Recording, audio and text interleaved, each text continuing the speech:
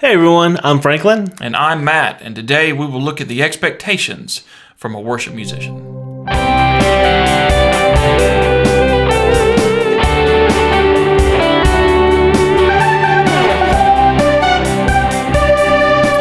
Okay, so today we're going to cover the really what the bare minimum things you need to know as a worship musician are, and then we're going to look at some common misconceptions about worship players, really in general. You hear some backlash kind of from other places, which I think is not deserved. You know, It isn't. I mean, a lot of people take for granted what they have. Absolutely. So I kind of want to start. There, and first off, we'll just say that there are a lot of thoughts and a lot of feelings on the subject, but in no way do I feel like it is a bad thing for a musician, especially one at church, to better yourself as a musician or as an instrumentalist, whatever you're doing. You hear a lot of flack from a lot of places, but as long as you're not putting your instrument before, your Christianity and your relationship with Him, there's nothing wrong with it. Matter of fact, I think it's a good, healthy thing to want to play to the best of your ability and to give the best you can back to God. So we'll start out by saying that first and foremost, Yep. Oh, yeah. Yeah, there's nothing wrong with it. Yeah. There's nothing. Please practice. Practice. It is very important. Got to know your gear. You got to know the music in and out, but then you also have to know your gear. That's the thing. It's just, if you don't know how to use those pedals or know the different switches in your guitar, I mean, let's say you're playing a lead line, but you have it all the way at the bridge pickup or something, where it's just like, I mean, I do that a lot. I'm just kidding. Come on, guys. Depending on the song, that can be good, but that's kind of the big thing that we'll touch on a lot in this episode is know the song and be able to play the song, not as extra, not all the extra noodling. So Franklin, how often have you, well, probably not heard people that have this opinion generally won't come up and say it to your face. They'll say it to you on the internet, which is where this video is going to be. So come at me, bros. How many times have you seen people say that worship musicians are mediocre players or that the music's so easy and they get bored? Like, you've seen that a lot. Oh, right? yeah. I've seen it in multiple occasions. Gear Talk. Praise and worship, guys. Listen, love you guys, mean it, but you dudes are mean a lot of the time. A lot of the time. Okay? Yeah. Get it together. I see that all the time. And every time I see that, it makes me kind of go, no. Yeah. No. You guys got to be brothers. We got to be brothers and sisters in Christ and just... Yeah. And look, if you're a musician in a church and you're the only electric guitarist they have and you're not, music is not your diehard passion, right? Maybe your job is or something like that, but you can play and they need you and you end up in that position. That's okay. You know what people act like that in those positions. It's like, well, worship musicians aren't all that great. Look, man, worship God. Yep. Just do that. You don't have to be the best of the best, but also, to better yourself in that position is. Yeah. You want to be the best that you can be and even get better. That's the thing. It's just like, if God's called you to it, you would want to give your best. You want to give your all. But let's say, I can play a little bit of guitar. I'm not gonna put any effort into it. I'm just gonna play just because I know how to play a couple of chords here and there, and that's all I'm ever gonna do. That's so boring, and especially you're not giving your all to Christ. You're not giving your all to God. It's just like, that's so sad. For me, I personally would never do that. I want to give my all. I want to learn. I want to keep learning. I mean, heck, while I've been playing with you guys, I've learned so much with the church that we're at now. I mean, it's just, I keep wanting to get better at playing piano, playing keys, learning this. I'm buying new software. I mean, it's so sad that musicians sadly, some musicians are like that, though. Yeah. Yep. And that's the thing, too, is that we're also not saying that you all have to be Stevie Ray Vaughan. You know, that's not what's being asked of anybody. But if you're, if you're in that position and God has given you, or, he's asked for you to be in a church to do that, learn some stuff. Learn how to play some stuff without the capo all the time. I mean, it won't kill you, I promise. And so that's kind of what we want to say to the musicians. But now let's go on the other side, the people that say that church musicians are not all that great. Because the songs are easy, it's the same 4 chords. We've all heard the junk. We make fun of Chris Tomlin because everything's in G. Chris Tomlin sings in G, okay? That's why he does that. It's not a bad thing. No. But when you look at that, I mean, the songs for the most part are simple, and there's some reason behind that. It's because not every church has, an electric guitarist or a keyboardist that's able to just, to absolute rip, and that's okay. They're not written so that they're so intricately complicated that nobody can play them. Yep. Let's look at the purpose of the music. But the other thing too is, man, you got a lot of players that will freak out over Jimi Hendrix and play his solos all day long with their great players, and they sound terrible in worship music. Do you know why? It's because it's 2 totally different styles of playing. They are. Freaking dynamics, man, are way more important in this kind of stuff than I feel like in other stuff. It is. Dynamics are the key. I mean, it's just, you have to learn the song in and out, like with the words and how it flows. Okay, you've got the bridge coming up, and you gotta. A lot of musicians just only learn. Okay, I'm gonna strum here. They only learn the beats, and they don't learn the dynamics, and then they don't listen to the words and actually truly feel the words and let that build. And it's so beautiful when it happens. Yeah. And so, coming from, let's take blues, for example, and pit it against worship music. Here we go. So in blues, that kind of stuff, for the most part, let's be honest, a 12-bar blues form is the same 3 chords over and over again, so that's strike 1. All right. Now, I love blues. I've played blues for years, but let's compare them. And then blues is a lot more improv. You come to improvise solos and stuff. Praise and worship music, for the most part, everything's got its little parts and stuff. Not saying improvisation is a bad thing in it, because it is a good thing if done correctly. We'll get on that later. But everything's got its own part and its own place, and there's a reason for it. So at that point, you're looking at apples and oranges. So just because somebody's not ripping mad solos over the top of everything doesn't mean that it's a worse style of music or that you're any worse for playing it. It's just different. It's different. Yep. A lot of your worship musicians are good at dynamics. They're good at the pocket playing that we talked about in previous episodes. Yep. They know how to get in and how to not get in anybody else's way and add to the total music. And that's a totally different skill set. It is. It really is. It's a lot of teamwork. Is honesty. I mean, we've talked about it in previous episodes, but it's all about teamwork, and you build that by, in a sense, playing with each other over and over and rehearsing it over and over. And one day when you're there, you just start playing, and it's beautiful. It's just, you guys are a worship team. Yeah. And so it becomes a style of music that is not about individual players. It's about the worship as a whole, back to an almighty God who loves us. So, I'm going to do this. I'm going to throw some people under the bus. But if you're one of those people that feels like, because there's no solos, because there's no flashiness, it sounds too easy, it's super boring, to you, music is more about you. And if the music is totally about you shouldn't be playing Christian music at this point in time.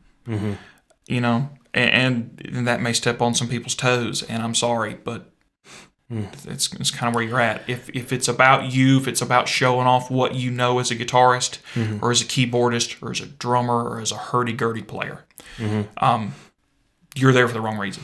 Exactly. Yep. And it can happen to any one of us. I mean, once you start getting full of yourself, start thinking, oh man, I hear this solo. And sometimes it may be, God really because God's giving you that inspiration. God's giving you that thought. But when you start believing it's you, it's just, you need to step away, step back, and just say, okay, maybe I just need to stop playing for a little bit. Maybe I just need to take time to really find who I am. Yes, you in Christ. You in Christ first, and then you can slowly build that step back into playing. And again, like you said, it's not just new musicians. This can happen to somebody that's been playing for 10 years, and sometimes you don't even realize that you're there, and you need a little. So here we are. Yeah, I mean, and that's the reason why it's so important. It's so important that musicians have a relationship with Christ. That's so important. Like we get caught up, and we spoke about that in a previous podcast. And it's, if you don't know Christ, you're full of yourself. Yeah. And that's another reason to have a good worship team around you, because you guys can hold each other accountable to that standard. So, just to reiterate, just because praise and worship music, for the most part, is a little easier, it does not mean that it's worse or that it's boring. It's a different skill set entirely. Because I know way too many shredders out there that, because they feel like it's boring, I mean, they can't play it. I've heard them try to play this stuff when somebody needed them to play, and it's, taking a wah pedal solo in the middle of How Great Is Our God is not the way to go. And I joke, but I've heard stuff like this, and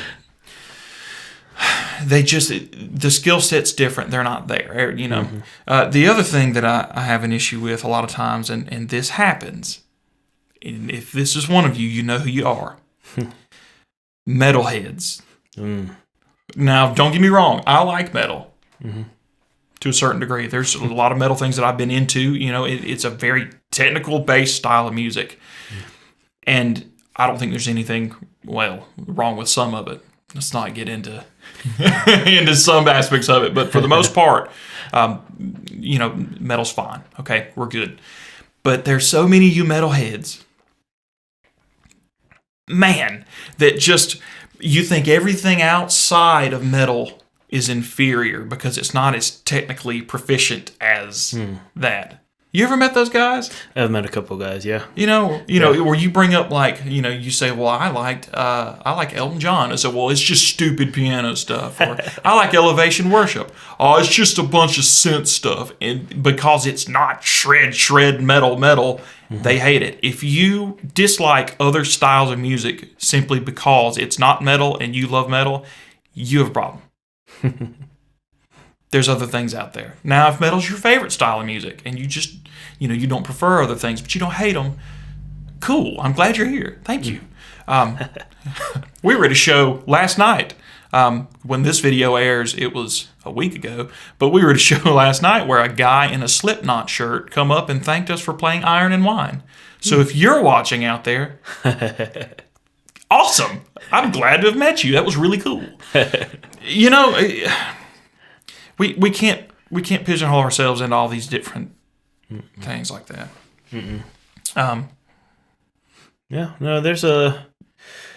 There's again, we have to remember there's many genres and many types of music. I mean, there's just, some of them are even filtering into praise and worship. You've got some countries, some kind of bluegrass kind of stuff popping up that's really cool. Yeah. So everybody's taste. I mean, Bethel's kind of given way to a little country. Right? I mean, didn't see that coming, but yeah. Did not see that coming at all. But hey, it's intricate though. It was so intricate. Ain't No Grave. I mean, that's an intricate song. Yeah, very well done. The musicianship and stuff in it is wonderful, and it's very praise heavy, and And again, we understand that some of you out there may not like that style of music, and it's okay not to necessarily, just love praise and worship music. I mean, we figure if you're watching this channel, you probably do, but if not, it's okay. Not everybody's called to be a worship musician. If you are, though, I mean, there's songs at church that we play that I don't tell anybody I don't like, but that just something about them just doesn't jive with me musically, not lyrically. Yeah. But I find ways to enjoy them and to play them anyway, because our church may need them and our worship leader may need them. So I do the best I can in them. I give it my all. That's an important point. Yep. It's just, that's the thing. That's a really good point. Like, God may put it on the worship leader or the worship team's heart to play those specific songs for your congregation at that time, that season. It's very important. Like, you just don't wave it off and say, "Oh no, I'm not gonna do that. I'm used to just doing what we're doing," or I want to do this one song because those little lead lines. Oh, that sounds good. You guys, let's do that. No, always follow where God's leading you. Oh, you heard the song and it speaks to you. It speaks to your team. It speaks to your congregation. It's very, very important. Just to always be listening and learning as a team and growing as a body. And as musicians, again, we're not asking you to be the top dog guitar player in your county or town or whatever. Let's look at an example. Coldplay. Everybody knows Coldplay. Yep. Their guitarist is not the most technically advanced guitarist I've ever heard. He doesn't do anything crazy or outlandish for the most part. There's no ripping solos for the most part. But a lot of people still like Coldplay. Why is that? Pocket playing, he knows all the parts, he finds ways to get them in there and to change the dynamics. Again, it's a different skill set, and the most important part of it is he's playing to the song. Oh, yeah. If the song doesn't call for you to rip a nasty blues solo, don't do it. Stop. Resist the urge. It drives me crazy. Seriously, play to the song. You don't have to be the top dog guitarist or pianist or whatever you are. It's okay, but do the best you can and play the song, make the song sound good, and the song will reach people. Good things will happen. We promise. So now we want to move on to the other side of it. So the expectations of what I feel like a keyboardist and a guitarist, because we're not going to say musicians at church, because to be honest with you, the drummer probably doesn't need to know the circle of fifths. But kind of baseline expectations of, if you're new to this, what do I need to know? What do I need to search for? And we're going to do videos on this kind of stuff later to help you guys out. But just kind of the baseline expectations of if I was hiring a new guitarist, this is what you have to know. So what, as a keyboardist, what do you think are the most important things? Let's say somebody new coming into it. What's the expectation? Oh, I would say know your key signatures. Key signatures are so important. Sure, knowing them, but then also implementing and using them in your instrument. Like, as a pianist, if you only know how to play in key of C, and sure, there's a transpose button. There's a cheat. There's a cheat. But preferably, learn your key signatures. Learn those different keys of how to play, because it will expand your knowledge, and you'll be able to grow as a musician. And that's the other thing too, is that if it takes some time to learn these kind of things, that's okay. If you need to play in C with the transpose button for a while you work on other things, do that. That's okay. But at some point you should branch out and try to add to what you've got, because being able to play in other keys, it brings different sound, different ability to the table. Yeah.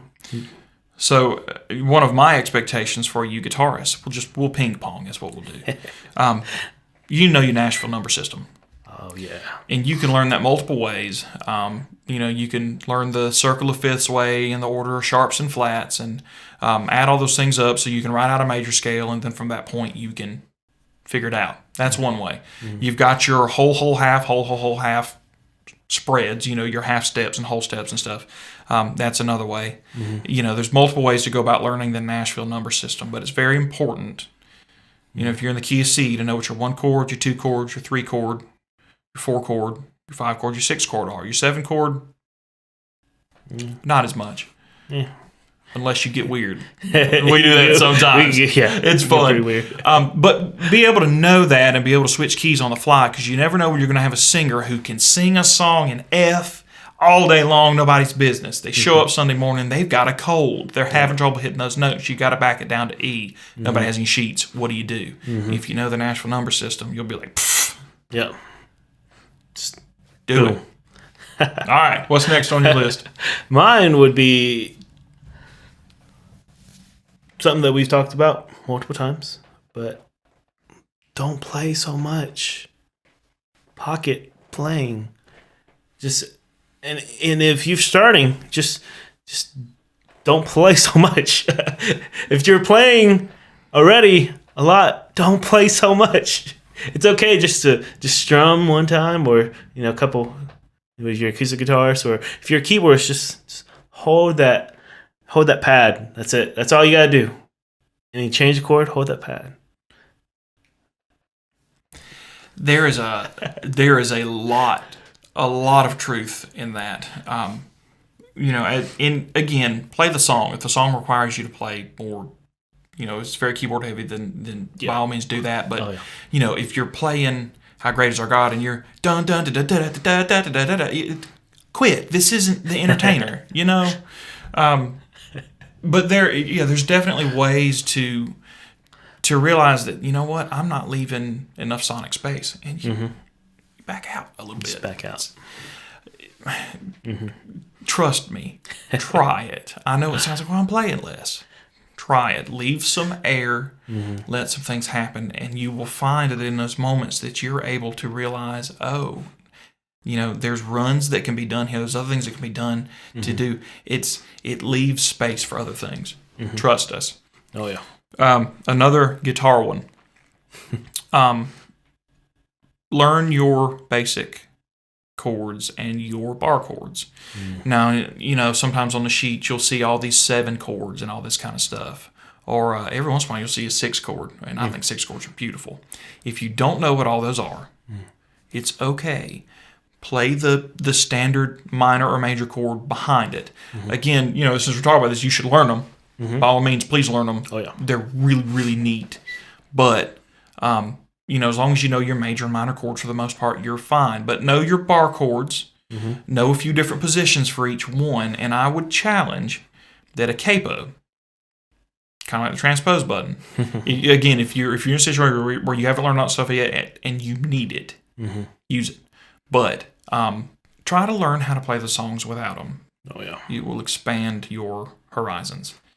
And to everybody that makes fun of Daniel Carson for using a capo in the Chris Tomlin band on some stuff, I have words for you. There's ways to use a capo to your advantage. Oh, yeah. To I'm just going to go ahead and talk about this. I wasn't planning on it, but Daniel Carson's playing style, he has this thing he does very well. He likes to use pedal tones. So he will take a root or a third of the key that they're in and play a lead line over the top of it, but every note he hits, he also hits that other note that's underneath it. And it causes that crunchiness and some of that cool stuff. Go back and listen to Our God or listen to God's Great Dance Floor. There's some really cool stuff in there. And he uses a capo on certain frets on purpose to make sure he has that particular pedal tone. So, but moving on. Franklin wants another one that you would expect out of keyboard players. Well, man, keyboard players. I would even go with guitar players again too. I'm going back along with your acoustic players. People take a lot of flack for being an acoustic player. All you do is capo everything, play in G shapes. If you don't know what G shapes are, G, D, E minor, C. Okay, but learn your different types of shapes. Let's say, okay, you're playing in B. Sure, you can capo 4, and you can play your G shapes, or you can capo 2 and play in your A shapes. Let's say you got 2 acoustic guitar players. Or you can not capo at all and play bar chords like a man. Like a man. Yes. So you can have 3 acoustic guitars. Play all those different shapes. But that will be great. It will give you an ability to expand, and then the tones will be different. So the worship leader playing G shapes, and then background acoustic guitar is playing in A shapes, and it's different. Yeah, the capo has a tendency, especially once you start getting on about the 4th or 5th fret, and you guys have all heard this, things can get a little tinny and almost mandolin sounding. And so if you need that low bottom kind of acoustic chord, and there's no other way to get it other than learn the new chord shapes. So, yeah, take the time, definitely do that. It will help you out as a musician, and overall it's a better thing. So I'm gonna pick on guitarists again for the next expectation. We talked about improv earlier in the episode a little bit, and it's improv very important still, in a lot of ways. But if you're gonna do that, you're gonna need to know a couple things. You're gonna need to know your major scales, and you're gonna need to know your pentatonic scales as a guitarist. And these things are readily available online. We'll probably do some videos on some of this stuff too. But that's kind of your bare minimum essentials. And it'll help in 2 ways. If you're listening to a song and trying to learn it, and you're trying to pick out the notes, we talked about praise and worship music being very diatonic, which means that it's all based around one key, so it's not going to jump keys and stuff like a random jazz chart. We're not playing giant steps here. You'll be able to, using the scale, pick those notes out, because that's where they're going to come from. So it'll help from that perspective. Yeah. But also, in a quiet part of the song or over a chorus, if you feel something and you're playing to the song, keep that in mind. To be able to improv and use these notes and to add things into the mix and add to the song as a whole, that's a really cool thing to be able to do. And it's kind of expected of a guitarist to be able to do that a little bit, to some degree. And that goes for you guys too. It does. You got to learn. You got to know. Again, it all goes back to your key signatures. Or E major's got 4 sharps and flat, or I can't flats. 4 sharps, that would never work. That would be weird. Like 4 sharps and 4 flats. What? Well, yeah, but okay. E major's got 4 sharps. B major's got 5 sharps. You gotta know. Okay. I'm not gonna hit this specific key or this specific note because this doesn't go in it. You have to learn. And it gives you the freedom to make it up on the fly. It does. So yeah, it's very important, and we touched on, improv sometimes being a bad thing. In most circumstances, it's a good thing. But again, if you're playing the solo to Eruption, in the middle of How Great Is Our God again, you're in a weird place. If the song calls for a solo in a certain part.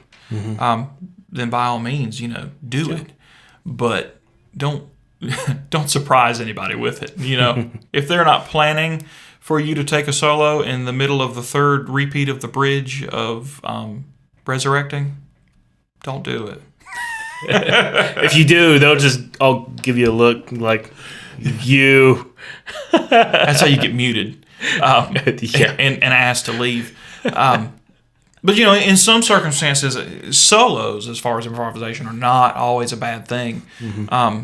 Again, if the song builds up to and it calls for it, and generally it's planned for, then it's a great place. At our church, a lot of times, we'll have like an intro song, and after the bridge or wherever, we want people to go and shake hands with people and greet visitors. Really is the big one. If they've come to your church or taken that time, go say it to them. And during those time periods, we will play solos. They kind of get passed around. And in those circumstances, we've been asked to do this. It's not a surprise. Yeah. Franklin doesn't. Surprise! Yeah. Here comes the organ solo. But in those moments, too, you have to be careful. Because as musicians, we have egos. Yeah. There is, if your relationship is right and it's the right way, there's a way to play a solo and to have it be to the glory of God. There's a way to worship through it and to give back what He's given you, and have it not become about, here's my time, let's show everybody how good I am. And it's a fine line to walk too, because It really is. When you're playing a solo, it is about your technical prowess too. It is. Degree. But it's just, you have to remember, as long as your relationship is right with God, God's given you that ability, that thought process, that time that you actually spent practicing, and allowed you to have that moment. Again, it's not about you. It never is about you. But there are times that you're handed to, you shine in this moment. And it's okay. As long as you're not taking an extended drum solo right in the middle of oceans. The drummer. Yeah, you guys hopefully have seen that video. Here's a clip from Live Studio Lucas. For I am yours, and you are mine.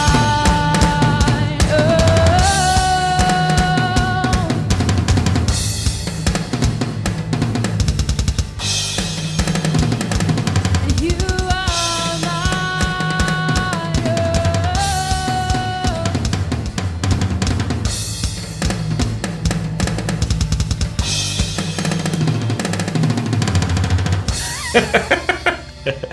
But yeah, I like to bring this up because here's an example of what not to do. And first off, I want to talk to you, Ocean's drummer, and I have questions. There's things I need to know. And if you guys planned for this, cool. But if you guys planned for it, I would have never been able to do it. I'll be honest. I'd be like, I can't keep a straight face. I can't. But and that's so true. The person playing keys and singing, kudos to you. You acted like it wasn't even happening. Oh yeah. And as a band, you guys, if anything weird happens, don't stop. Don't stop playing. No, don't stop. But she handled it so well. She did. She did. It was smooth. It was like, And to the drummer, where were you at, man? Like the beat wasn't even there. You just took off, and it was kind of impressive what you played. But it was. Did it belong in Oceans? But it's kind of an example of I guess he just needed a moment to let people know that he was a better musician than what it requires to be a praise and worship musician. It's a terrible thing. Nope. So you guys, I hope we didn't step on too many toes. I really hope this was an encouraging episode, to say that nobody expects you to be the best, but that we do expect you to give your best. Yes. Yeah, absolutely. So again, thank you guys for watching. I hope you've enjoyed this episode. Like, comment, subscribe. There's YouTube, there's Facebook, there's Instagram, where I'm always posting goofy pictures of Franklin on Instagram that he doesn't know about. And we don't give him access to the account. So he doesn't really have any way of knowing that I've done this. It's not true. So guys, please, go do all those things. Leave some comments. We want to talk to you. We want to know what you think. Or if there's any way we can help, if you've watched this video and you've decided, you know what, I'm going to do this, but you don't know where to start, leave us a comment. Yep. Franklin or I will talk to you and help you find the resources. Absolutely. We're here. That's why we're here. That's why we've made and God's put it on our heart to create this WorshipCast. Absolutely. So thank you guys one more time for watching, and we'll catch you next week.